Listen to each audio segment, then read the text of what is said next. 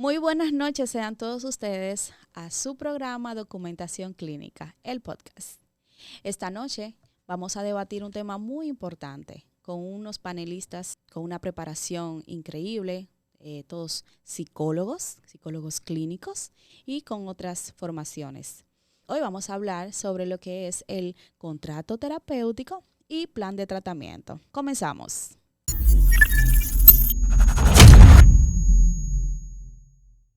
Vamos a darle la bienvenida a la licenciada Ángela Espinal, psicóloga y terapeuta familiar. Bienvenida, Ángela. Gracias por la invitación a tan prestigioso programa. Complacida de compartir con usted en esta noche con profesionales de tan alta gama.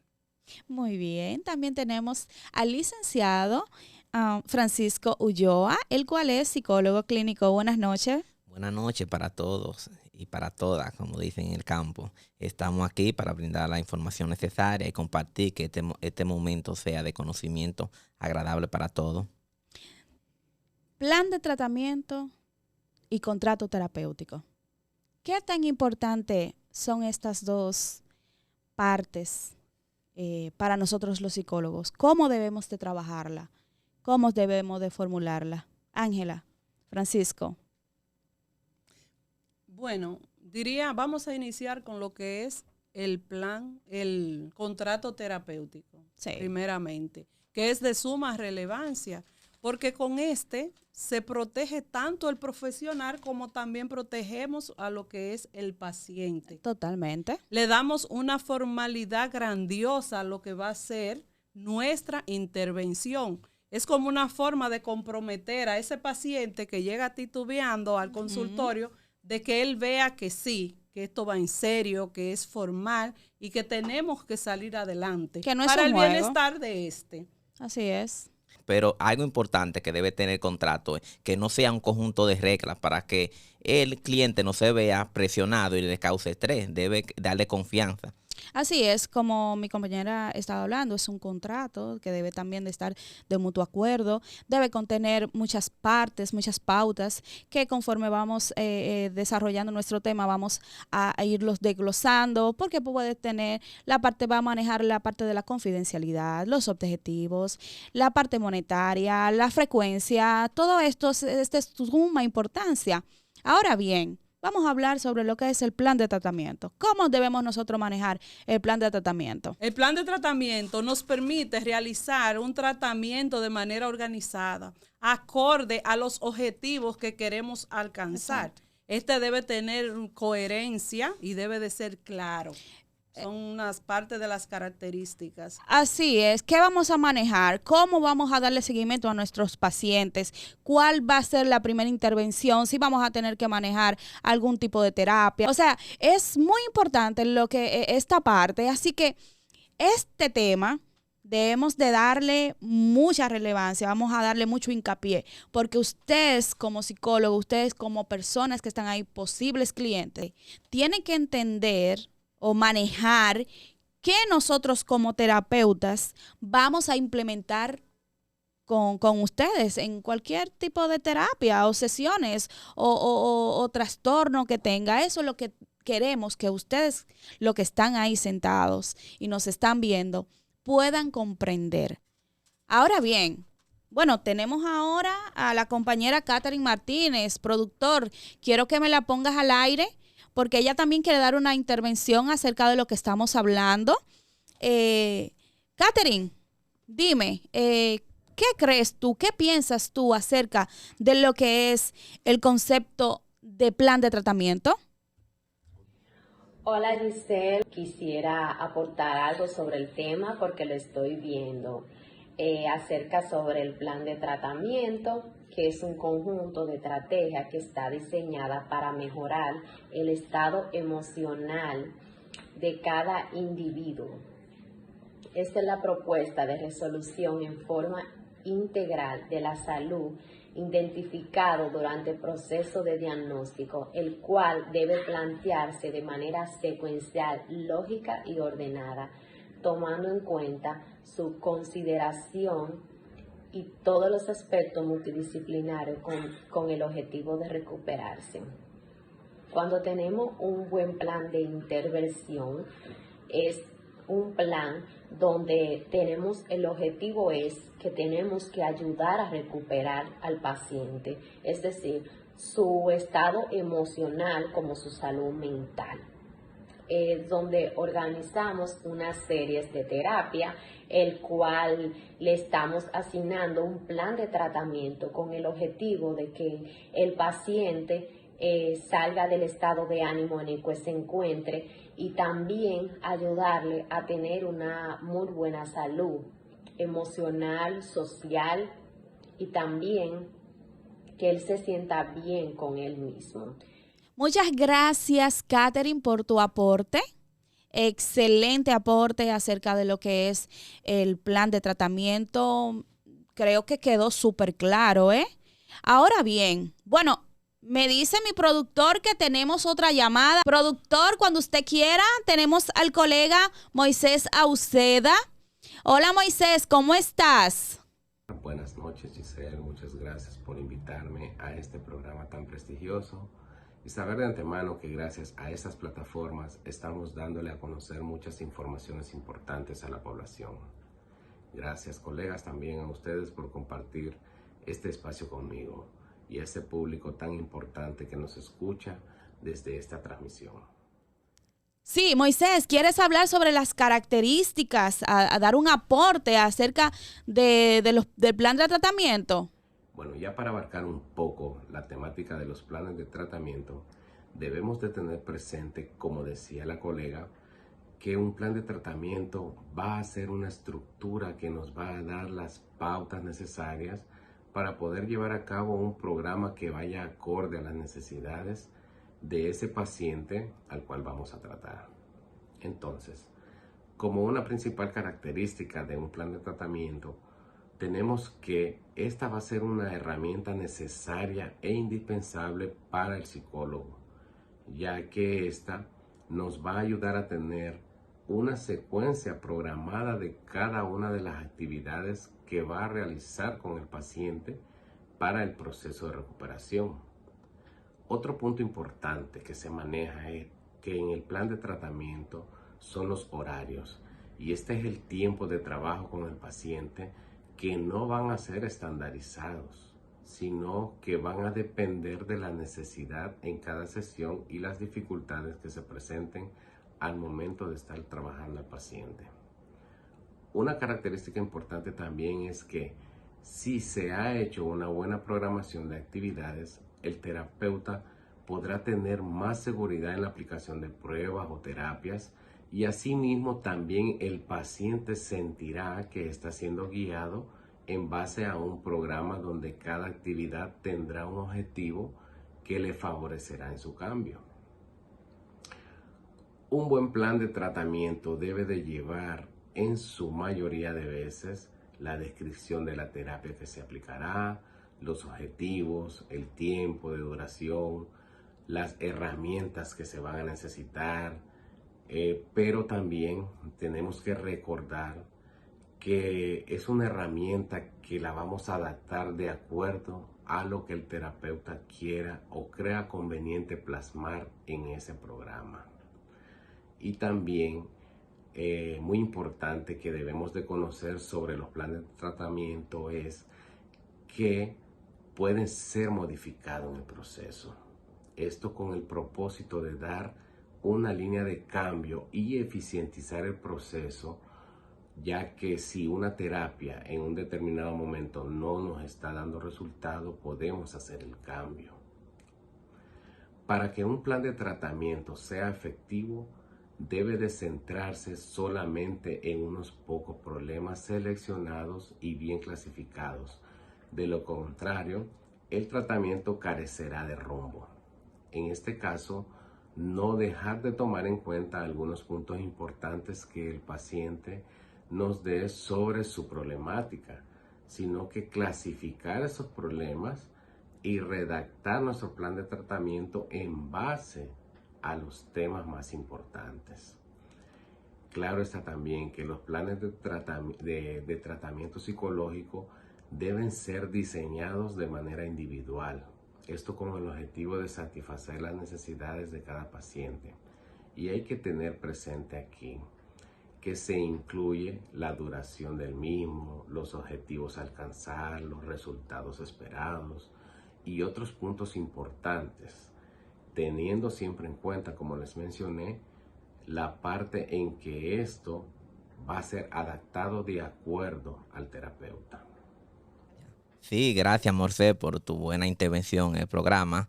Felicitarte por los conocimientos aprendidos y estamos aquí siempre a la orden. Esperemos contar de nuevo con tu llamada.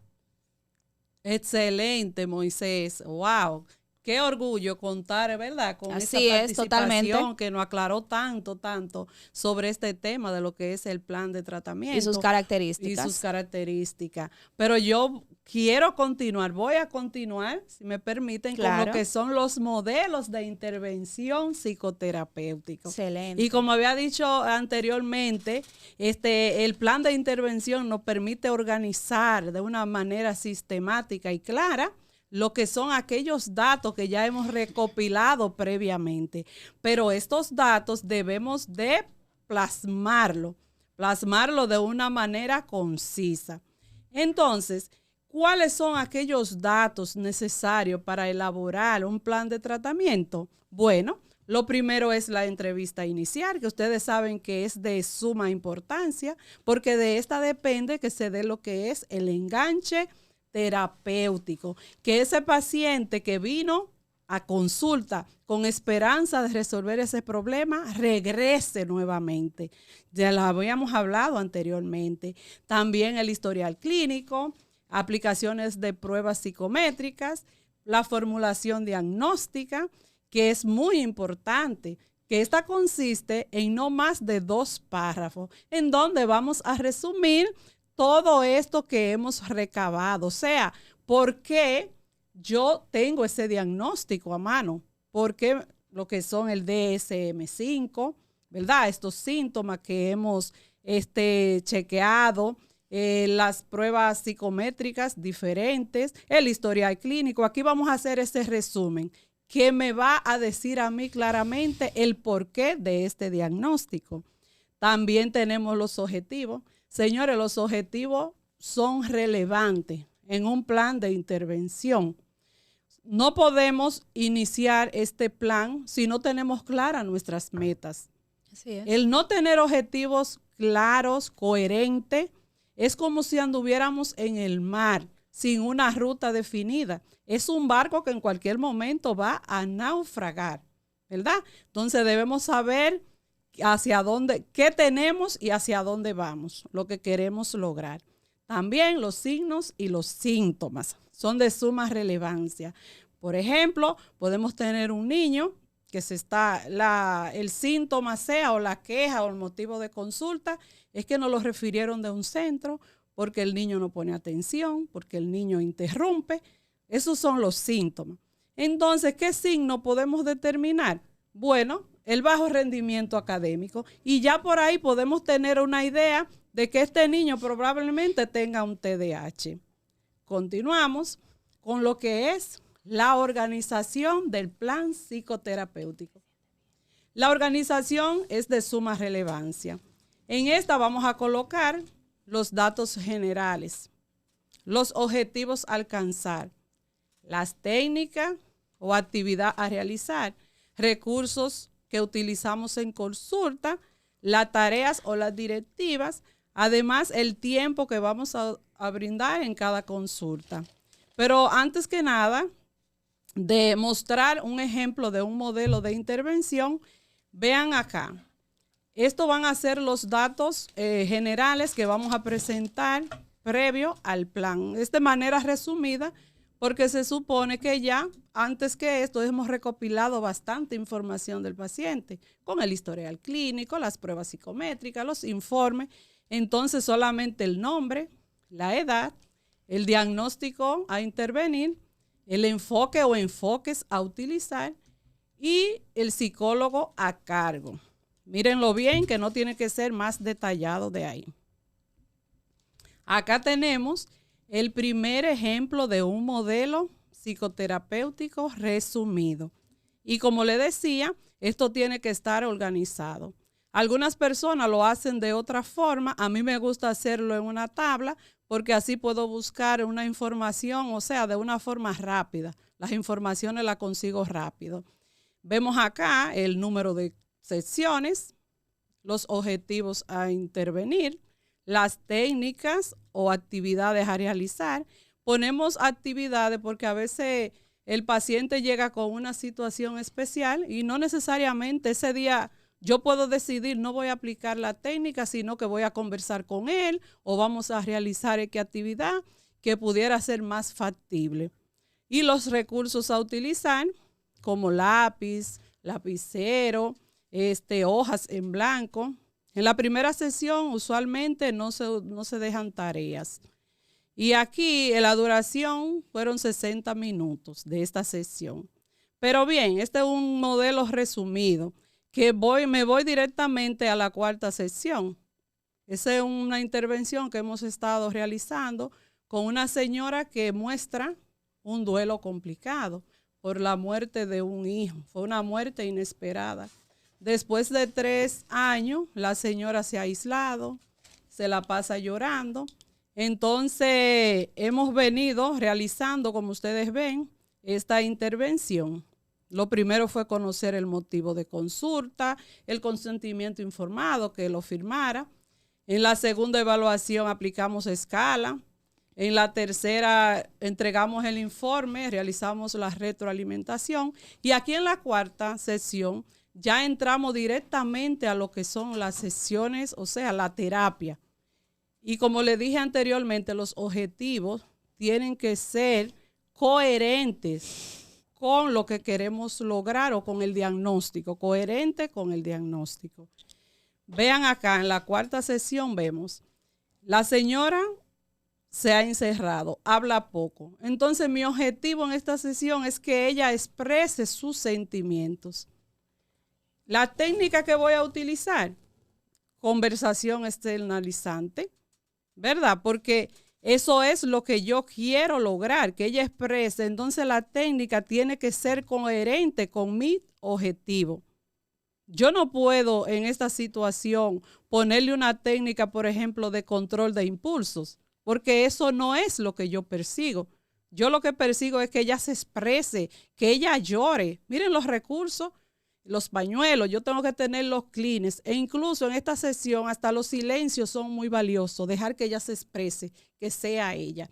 Entonces en este modelo pudiera yo usar lo que es el enfoque narrativo, ¿verdad? Combinado con el enfoque cognitivo-conductual, dependiendo el grado de depresión que me muestre la paciente. Ángela, algo que estabas hablando acerca de los clines, del ambiente, del silencio, realmente es importante manejarlo en consulta. Pero, ¿por qué es tan importante presentarlo? O sea, ¿por qué es tan importante como estructurarlo? Que tú sepas lo que debes de llevar a un consultorio. Como dije anteriormente, un plan de intervención debe estar organizado. Y ya yo debo de tener una idea. Inmediatamente llega el paciente en su primera visita y yo he aplicado varias pruebas. Para yo intervenir formalmente ya debo de tener una idea, aún no teniendo un diagnóstico todavía consolidado del trastorno que pudiera tener. Entonces yo tengo que organizarme con lo necesario. Y eso se hace, no se hace realmente en la primera entrevista. Porque se va a recoger el motivo de consulta, que vamos a llegar a un posible que tiene el paciente y que necesita. Entonces, después de esa primera consulta, ¿se hace el plan de tratamiento?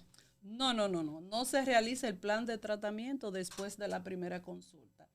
Después de la primera consulta, lo que hacemos es empezamos el proceso de recabar información a través de los diferentes métodos, como son el historial clínico, ¿verdad? Aplicar pruebas psicométricas.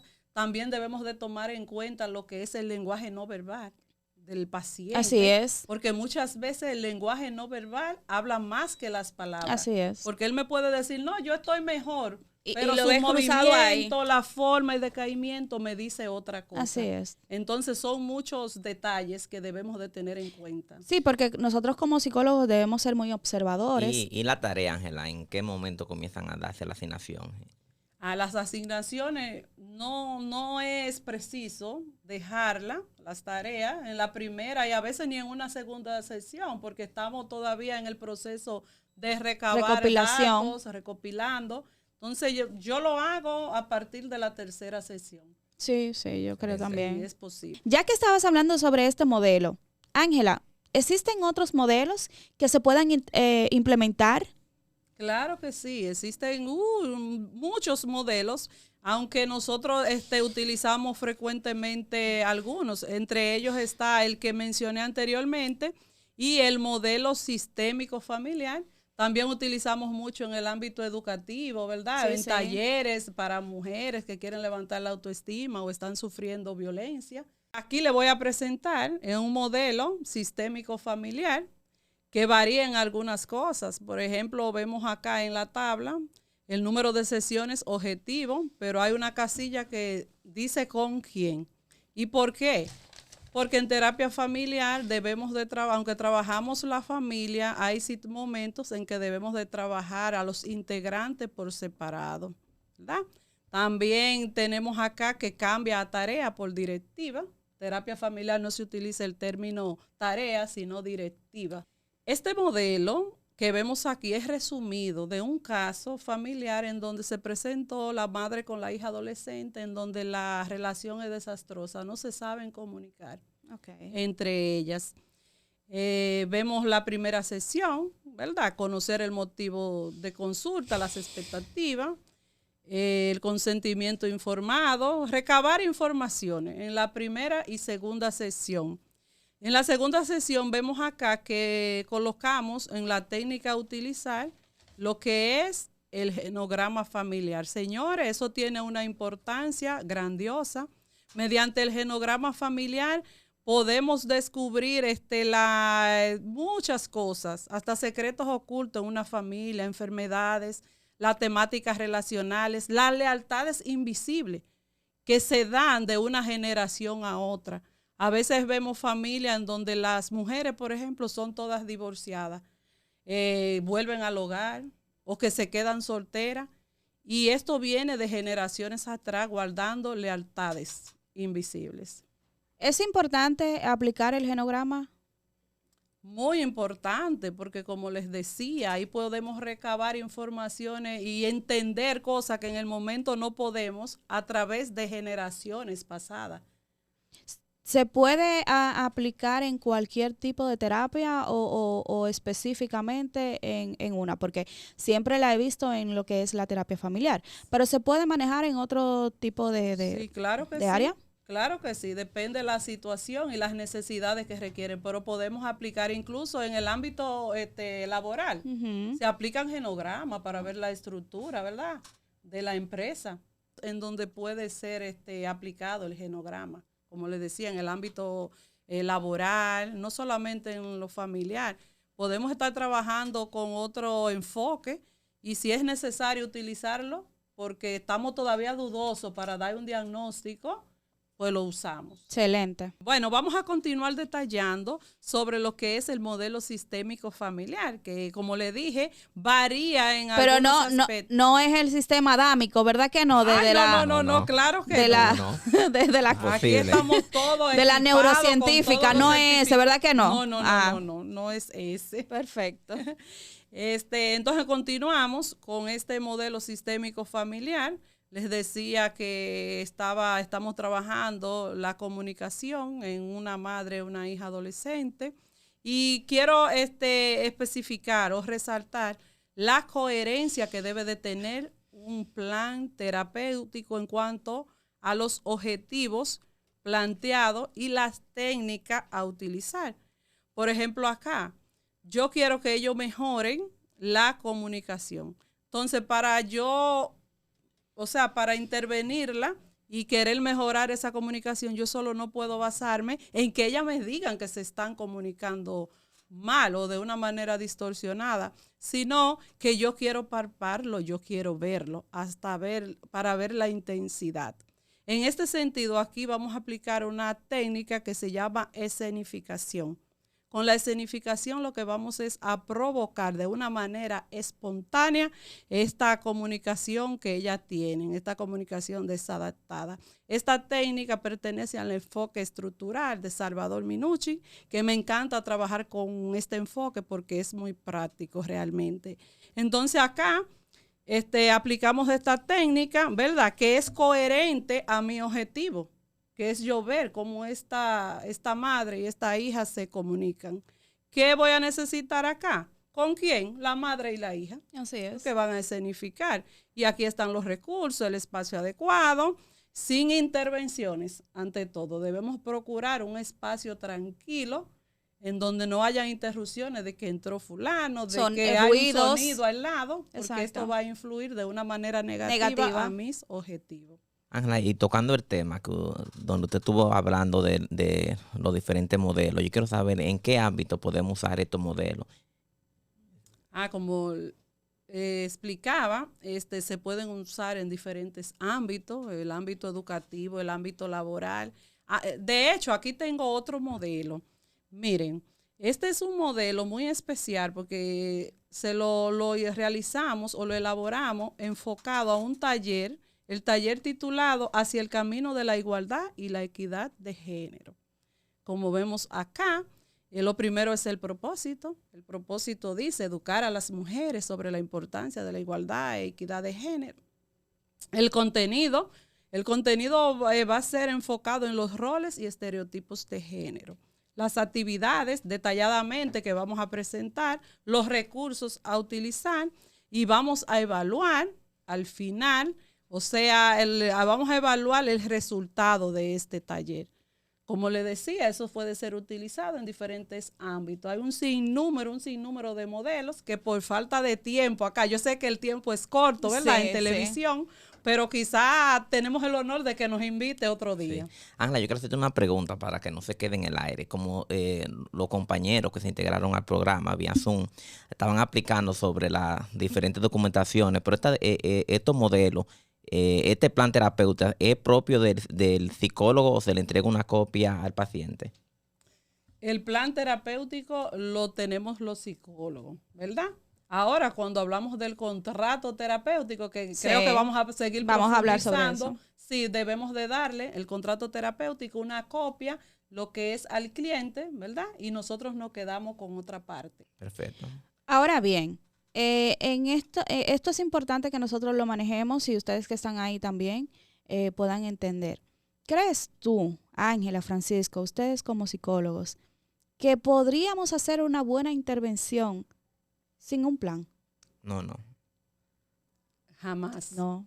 Es como ir a la deriva. Así es. Para todo debemos de organizar. Es improvisar. Es improvisar. Si es en el hogar, debemos organizarnos. En el ámbito laboral, en lo financiero, si no tenemos un plan, no vamos a llegar a ninguna parte. Claro, como le dije anteriormente, estamos destinados al fracaso. Así es. Ahora bien, espérate, una intervención. Otra. Por favor, máster, hágame, la compañera Catherine todavía está ahí en vía Zoom. Catherine, ¿quieren hacer un aporte acerca del contrato terapéutico? Catherine, dime, ¿qué piensas acerca de esto?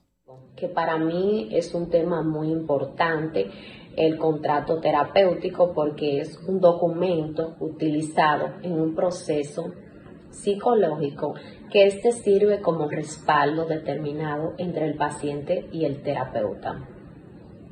El contrato terapéutico es muy importante para que la relación clínica sea exitosa.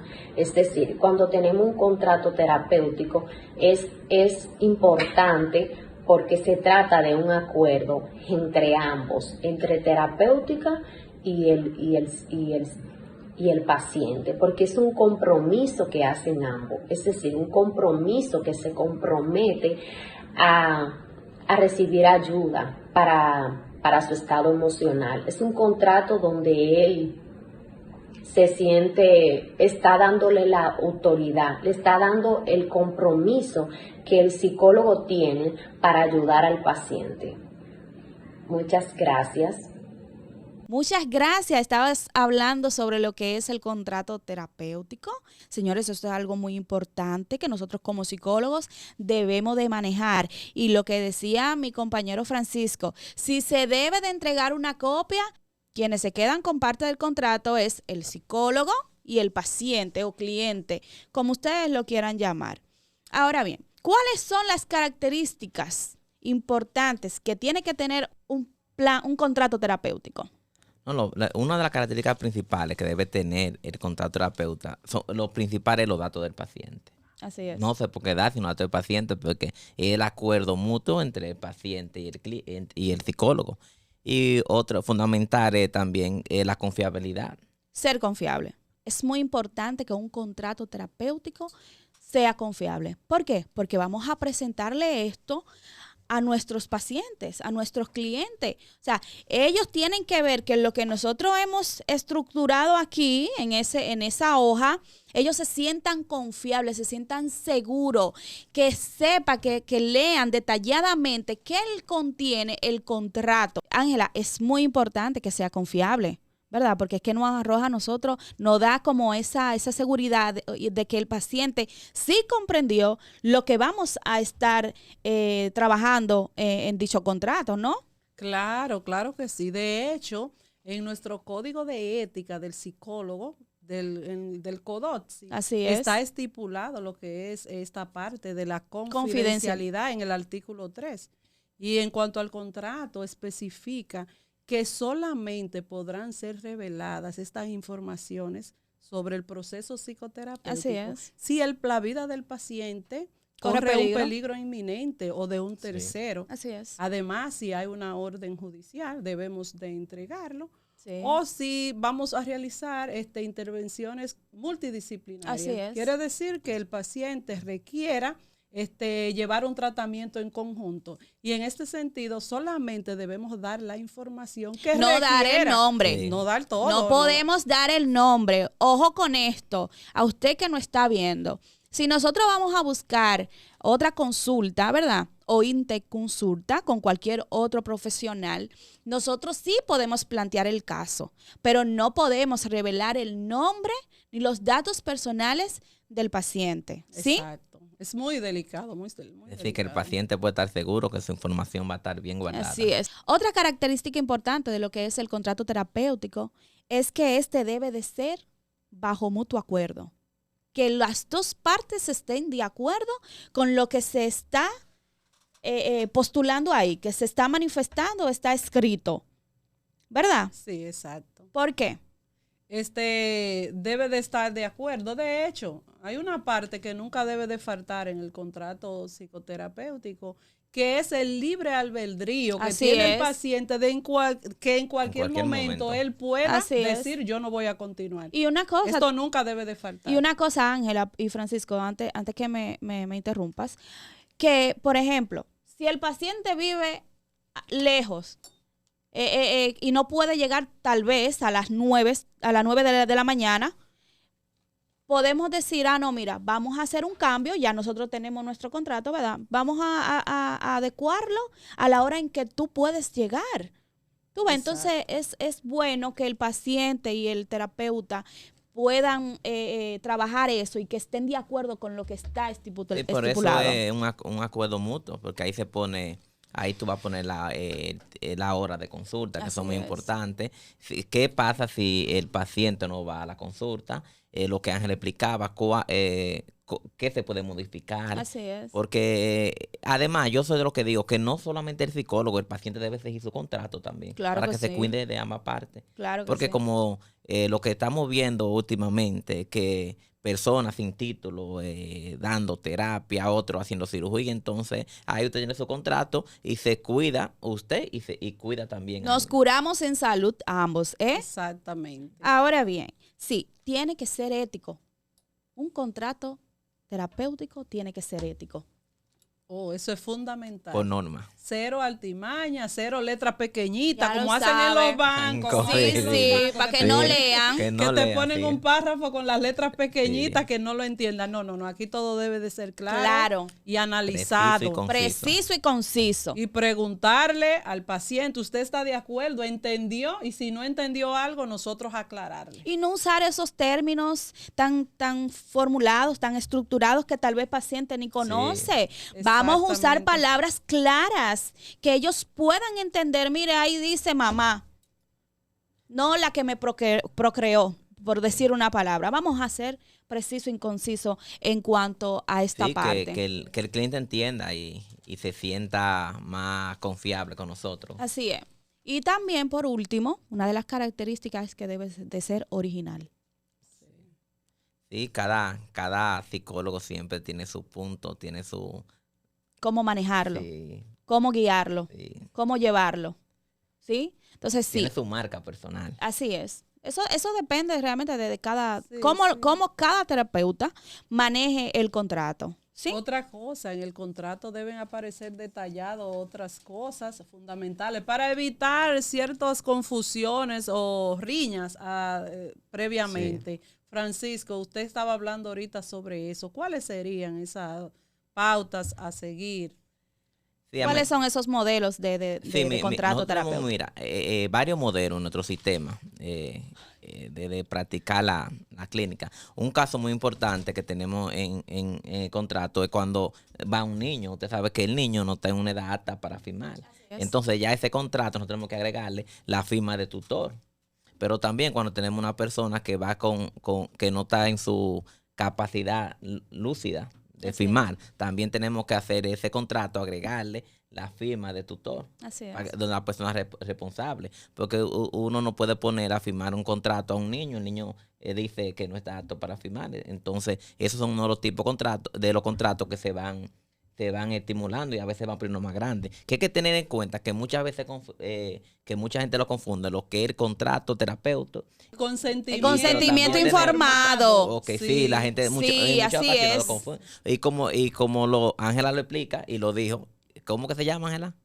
El Consentimiento informado. Entonces, como va diciendo su palabra, va dando información. Ahí tú no tienes un límite. Ahí te da la información de qué tú le vas a presentar al cliente, qué tú necesitas y qué él necesita. Así Pero en el contrato terapéutico ya ahí es diferente. Ahí se ponen puntos y límites y normas a cumplir. Ajá. Y todos sabemos que un contrato, quien no cumple una norma, tiene alguna consecuencia. Así es. Que eso hay que explicárselo claro al paciente. ¿Cuáles son esas? ¿Cuáles son esas? No, el pago de honorario, porque a veces la persona, nosotros, yo es que ser honesto, los psicólogos en el factor económico tienen muchas deficiencias, porque hay gente que va a la primera sesión y dice, bueno, yo me siento bien, ya se siente un poquito mejor, salió de una etapa, no que está curado perfectamente, porque la persona no se cura. No que está curado en su totalidad, entonces a veces brinca y deja de ir. Entonces muchos psicólogos en el contrato ponen que van a trabajar con el 40% de inicial de su honorario, otros lo ponen que van a trabajar con el 30%, y eso va a depender del criterio del psicólogo. ¿Qué debe contener un contrato? No debe contener los datos del paciente, debe contener el honorario de pago, debe contener... para que sea más legal, debe contener la firma de ambos, del cliente, debe contener los límites y expectativas para que se vea. Pero lo que sí yo puedo decirle, que el contrato va a cuidar tanto al psicólogo como al paciente, que es lo importante, porque ahí se va a librar de una demanda que puede venir y se va a librar de muchas situaciones. Y además le va a poner regla a ambos, le va a poner regla en el horario, porque un psicólogo tiene su propio trabajo, no está todos los días esperando un paciente, y la puntualidad, eso es muy importante. Claro, porque una de las pautas que estamos viendo aquí en este modelo es la frecuencia y la duración. O sea, Sí. ¿cuánto vamos a durar? ¿Cuántas veces nosotros vamos a ver el paciente? Podemos decir que vamos a verlo una vez cada semana, ¿verdad? ¿Cuánto va a durar? Depende. Depende de qué vamos a trabajar. Puede durar 60 minutos, 40 minutos, 30 minutos. Eso debe de estar escrito ahí. Sí, como ustedes están observando, ahí tienen el contrato que pueden darle seguimiento para cuando vayan a consulta se den cuenta que el que le está brindando el psicólogo es el que tiene todas las cualidades que ustedes necesitan. Entonces vamos a seguir con con el cuerpo del contrato. Ahí tenemos una parte muy importante que es los límites y expectativas. También tenemos el proceso de terminación, porque como estuvimos conversando, hay un límite de tiempo, pero si el paciente necesita más sesiones que las que está en el contrato, Se pueden agregar. se pueden agregar. Así es. Que es una ventaja tanto para el psicólogo como para el paciente. Oh, muy importante, Francisco, excelente, excelente. Sí, también entra mucho lo que es la parte ética Sí. en cuanto a las intervenciones. Por eso siempre se requiere de que se agreguen las sesiones que vamos a tener en este plan de intervención. Que es una de las No, principales sí, características. claro, no obstante, si podemos, qué sé yo, dejar algo abierto, una ventanita abierta en el contrato, de que este contrato, por ejemplo, consta de 10 secciones, pero si fuese necesario, ¿verdad? Ampliarlo, dependiendo de la evolución del paciente, el paciente, o sea, está de acuerdo. Sí. con Poderlo esto. modificar. Poderlo modificar Exacto. en ese sentido, pero dejar esa ventana abierta. En cuanto a lo ético, quería también decir que debemos de tener mucho cuidado. Señores, ¿cuántas personas aparecen con falta de ética, que aún el paciente no necesitando las sesiones la van alargando? Sí. Señores, a nosotros lo que nos Para tomar el caracteriza, dinero. Sí. lo que nos debe de caracterizar a los psicólogos es la ética, la Así honestidad. es, ser honesto. ¿Verdad? Como no- Entonces vamos a tener cuidado en cuanto a eso y solamente proceder a lo que el paciente necesita. No, Así es. como nos dice nuestro colegio de psicólogos y como dice nuestra ley. Pero algo muy importante, Ángela, que debemos tocar en el contrato, es que antes se hacía verbal, antes no se hacía físico. Entonces, a partir del 1992 que comienza a hacerse físico, a darle cuerpo, por primera vez se escuchó el término de contrato. Lo primero que comenzaron a implementar fueron los psicólogos sociales, y en el 1962. Entonces, ahí para adelante se hacía el contrato verbal. Un dato muy importante. Sí, igualito que la mayoría de la documentación se hacía verbal. Entonces quedaba en el aire. Pero Así ya es. a partir vinieron algunos temas, y en el 1992 comienzan a implementarse ya escrito, que la persona firme, y así, como hablamos ahorita, así la persona se cuida en salud, como buen dominicano. Sí. Así es. Excelente. Creo que hemos abordado todo. Esto ha sido un tema muy, muy interesante. Si decimos Sí. a desglosar, pero Sí. como te dije... Es muy amplio. Es amplio. Es muy Sí, amplio, y pero un tema- realmente dimos esos puntitos Esos tópicos. importantes, esos Sí. tópicos que los pacientes, que también algunos psicólogos, que nuestros colegas deben de manejar, porque es muy importante y tenemos que tener mucho cuidado, así como Vamos a ustedes esperar dicen. tu invitación, Sí. ¿verdad? Para Claro, nosotros cuando ustedes completar quieran, esto. Y cuando muy ustedes importante, quieran. Ángela, muy importante, Ángela Gisere, ¿qué hacemos con esos documentos?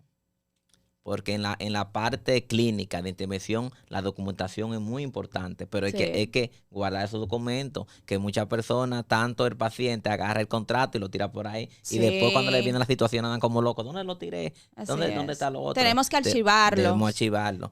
También tener en cuenta que cuando en ese paquete, ¿verdad? De esa documentación clínica, tenemos la vida de nuestro De nuestro paciente. paciente. La tenemos en nuestras manos. Incluso hay un artículo en el Código de Ética, Así es. el CODOSI, que habla sobre qué hacer con esa documentación. ¿Y cómo hacerlo? Sí, después que el terapeuta muere o está discapacitado. Así es. Creo que habla que se debe archivar por 5 años, ¿verdad? Ujú. Y después de 5 años, si las leyes no han cambiado, pues hay que Destruirlo. Entonces vamos a tener cuidado, vamos a cuidar nuestra profesión, ¿verdad? Que tan bella es y tan importante. Miren cómo está en el tapete lo que es la salud mental. Así es. Después del COVID, gracias a Dios, le han dado, ¿verdad? No han Ese dado auge, la la importancia que importancia. tenemos a nosotros.